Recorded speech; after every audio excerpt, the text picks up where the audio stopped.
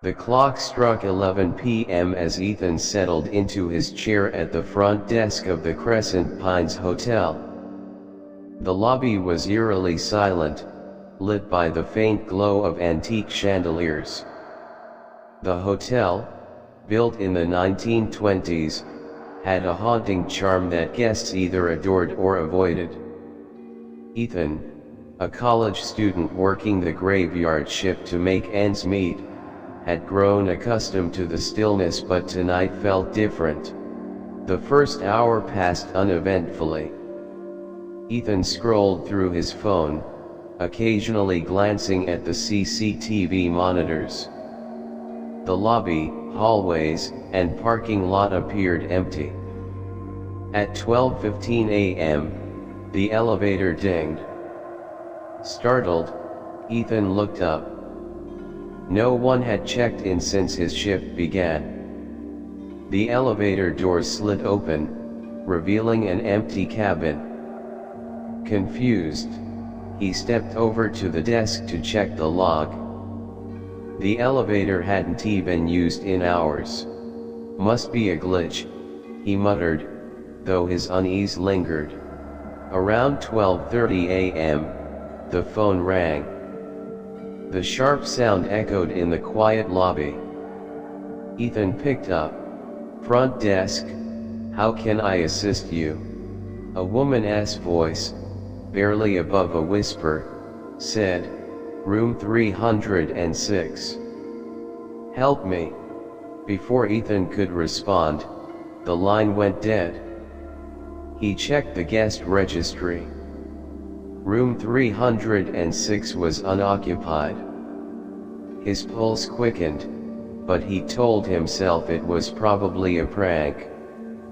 Still, he felt compelled to investigate. Grabbing a flashlight, Ethan made his way to the third floor. The hallway stretched before him, dimly lit by flickering sconces. As he approached room 306, a chill ran down his spine. The door was slightly ajar. He knocked. "Hello, is anyone here?" No answer. He pushed the door open and shone his flashlight inside. The room was empty, the bed neatly made. But as he turned to leave, he noticed something on the bathroom mirror, a handprint, smudged and wet, trailing down the glass. Ethan's breath hitched.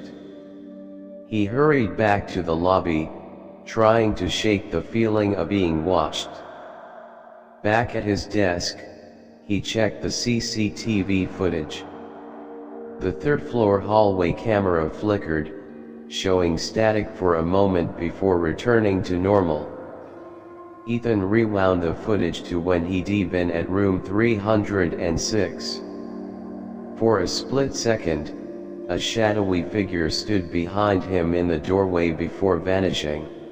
His hands trembled as he replayed the clip. The figure was tall, with indistinct features, but its presence was undeniably menacing. Ethan considered calling the police, but what would he say that a ghost was haunting the hotel? At 2 a.m., the lobby lights flickered.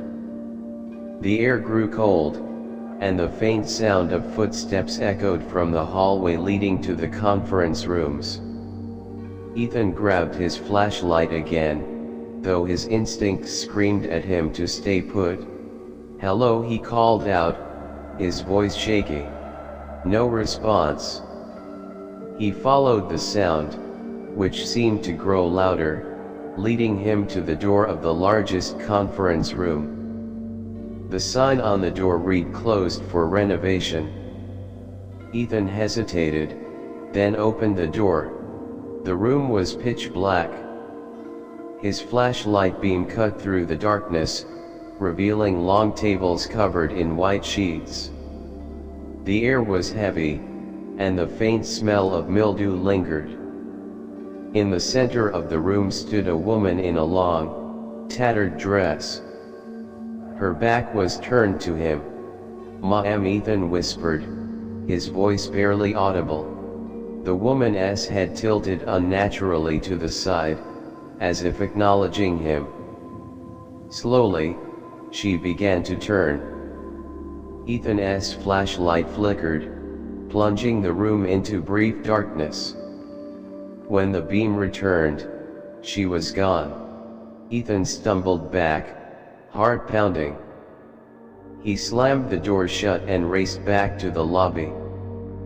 He wanted to leave, but his manager had made it clear abandoning a shift meant losing the job. He sat at the desk, trying to steady his breathing. At 3 a.m., the phone rang again. "Front desk," Ethan answered, his voice trembling. The same whispering voice said, "Why did you leave me?" Ethan slammed the phone down. The lobby lights flickered once more before going out entirely, leaving him in darkness. The emergency lights didn't activate. The only light came from his flashlight, which he clutched tightly.